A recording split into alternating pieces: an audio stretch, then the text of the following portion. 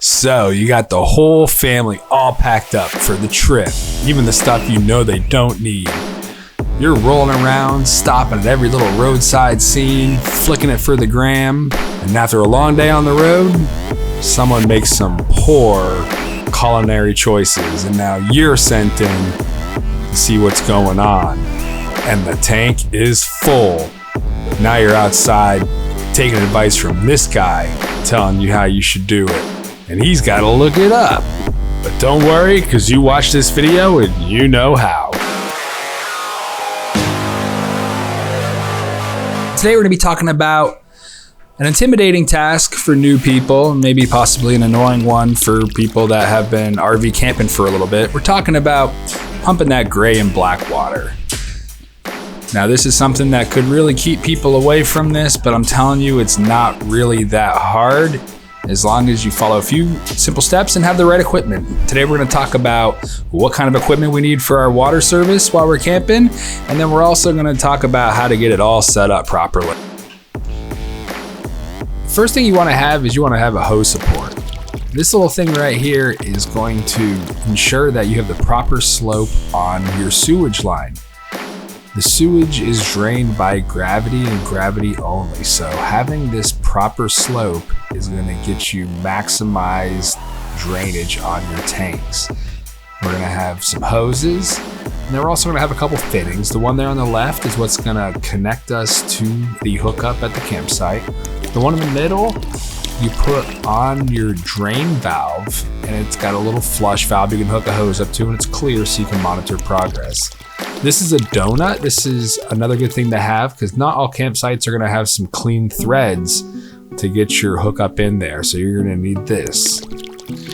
The hoses come in 10-foot sections. I definitely recommend having at least two, and typically they're sold in boxes of 2. But when I go camping, I do try to park the trailer or the RV at a point in which I only need to use one of these hoses. You want to have a dedicated garden hose that you can use for flushing your black and gray water tanks. You don't want to get it mixed up, and you want to ensure that it has a backflow preventer to make sure no sewage gets into the freshwater supply. This is another thing that I added onto my camper. It's a clear cap. That way you can view and see if your valves leaked at all. And if they did, there's a little 3/4 inch garden hose connection here that you can open up and drain any leakage before you open up the cap. It would be a big surprise if it was all black and you couldn't see what was behind it. Every time you stop to pump or set up camp, make sure that your rig is level. It is imperative that your rig is level for everything in it to work, including draining your tanks. The first step we're going to do to hook up our service is make sure our valves are closed and open up our cap. You can see a little bit leaked out there, but it was just water because I flushed it a couple days earlier. I'll have a link in the description below to this 45-degree angle attachment I have right here. It's made by Camco, and it's really great because you have a window in to see how your tanks are draining. You can see if they get hung up or if they are completely done draining very easily. And it provides a little port to hook a hose up to flush out your tanks. My particular camper has built-in jets in the black water tank, so I can hook a hose directly up to the side of the camper and take care of that. But the gray water tank doesn't, and this little valve helps me do that.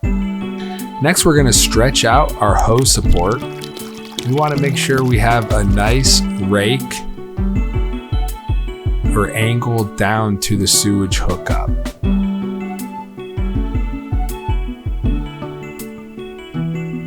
Grab your sewage hose, aka Stinky Slinky, normally stored in the back bumper in a 4x4 square back bumper, and lay your sections out on your hose support. I lay them out and get them all set up before I even go hooking them up. Take off the first cap and hook it up.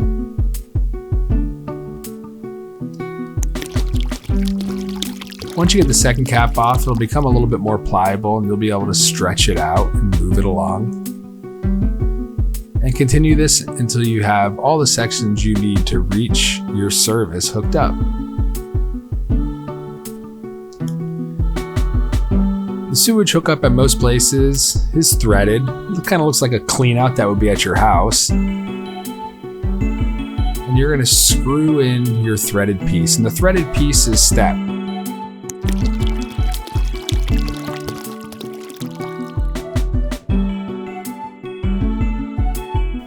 And then the next piece goes in and it'll lock in 90-degree increments. So whatever slot gets you most lined up with your hose, go ahead and do. Make the final connection of your hose into the hookup, and then go back through and make sure that that angle is optimal for drainage. You can see that I try to bunch it back closer to the camper, so that way it'll ramp down and pick up some speed. And I pretty much have it on the ground for the last foot or two.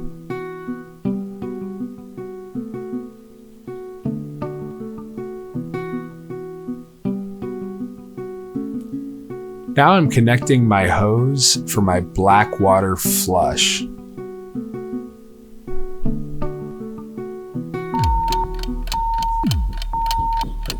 Now that all of our connections are made, it is time to let her rip. Viewer discretion is advised. But if you can't handle this, maybe RV camping ain't for you. We always want to start off with the black water tank first. The reason being is we want the dirtiest of our water to go through all of our piping, so that way when we hit it with the gray water, it'll in essence flush out all the black water from our sewage hose. The black water, if you didn't know, is what they call effluent, or basically duty water. And the gray water is what comes out of your shower and sink drain, so mostly a soapy water mixture. Now that my tank has just about drained all the way, or has appeared to because the water has slowed, I give it a couple blasts with my flush hose. Sometimes toilet paper will get hung up right at the valve. So I find with the flush running, I can jock the sewage valve back and forth and slightly fill it up, get enough water behind it to push a little bit of toilet paper out, and repeat that until you get the rest of the tank emptied. Keep in mind, when you have this jet hose on, you do not want to walk away from it with this valve closed. Only momentarily close it to build up a little bit of pressure and then immediately open it.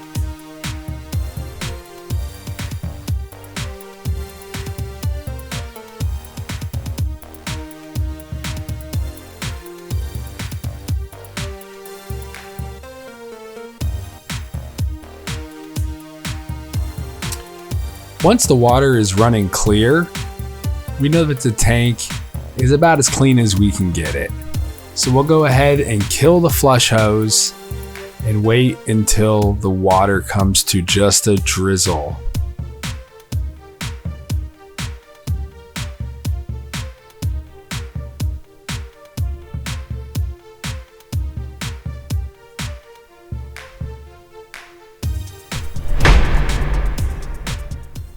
Close up that sewage valve and double check on your tank level indicator that it is empty. Now head over to the gray water side.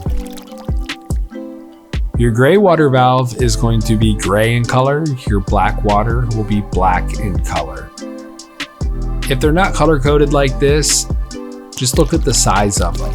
It's a bigger valve, normally around 3 inches on the black water side, and it's skinnier on the gray water side.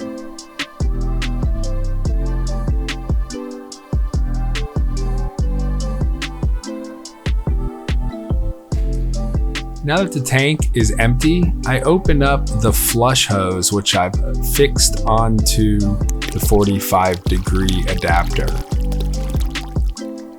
Let it run for about 20 seconds and get some fresh water up into that gray water tank to get anything that might be stuck on the sides of it out.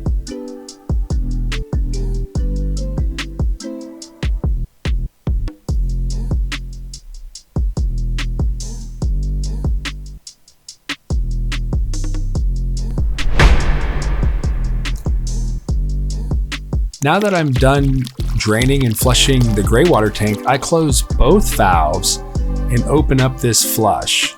What this is doing is cleaning the faces of the valves, getting any gray water or black water bits off them, and then putting a large volume of fresh water down my sewage hose, cleaning it out. So just to recap, we went from black water to gray water and now fresh water. You may have noticed in this video I'm not wearing gloves. A lot of people like to wear gloves because it makes them feel better about themselves. But the way I think about it is if you got poopy on your hands, you're doing it all wrong and you probably have bigger problems than just simply washing your hands with antibacterial soap. Now we're going to disassemble our service in the opposite order that we put it together. Removing our freshwater flush hose.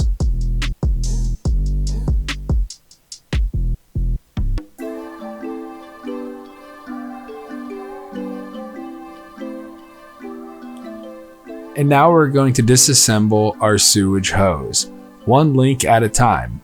Have your caps ready so you can put them on as you remove each section. Keep the end of the hose up until you get the cap on it to prevent anything from getting on your hands or the surrounding area.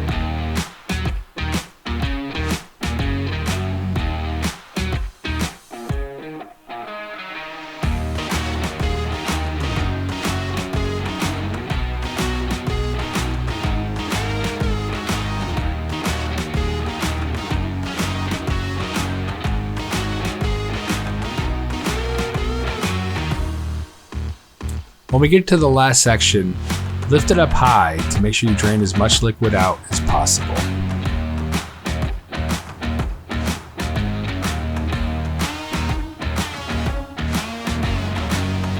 You might need a pair of pliers to remove your adapter from the hookup, even when you only hand tighten it. For whatever reason, it can get in there tight.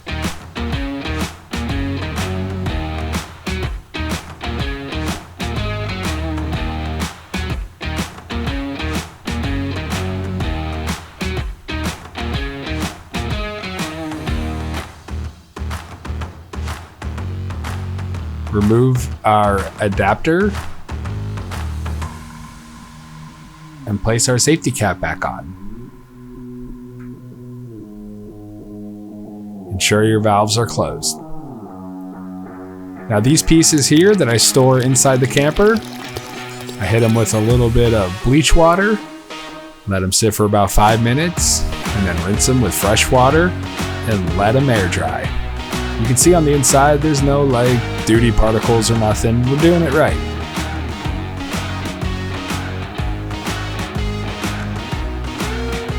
Before you pack anything back into the camper, if you can, weather permitting, give it a chance to dry.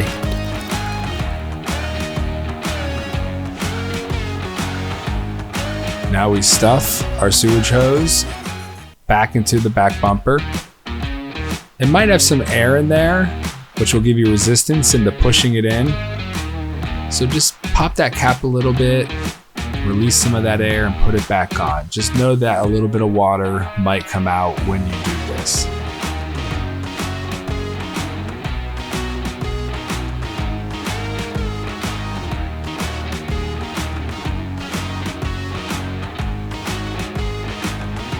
The last step of servicing our tanks is adding some treatment. Now there's many different types, little Tide Pod looking pouches, powders, liquids. These products right here I find to be economical, lightweight to pack, and very effective. There'll be a link for this and all the products used in this video in the description. We add several ounces to the black water and several ounces to the gray water tank. I split it amongst the two sinks in the camper, and you want to run the water for long enough to push it through the P-trap and into the tanks. Also, when you add your chemicals to your black water tank through the toilet, make sure you flush 2 or 3 full bowls down, because you want to have a little bit of liquid inside your black water tank. You don't want it to start off completely empty. I hope this video was informative and gave a little confidence to you noobs out there. Thanks a lot for coming in, and we'll see you all next time.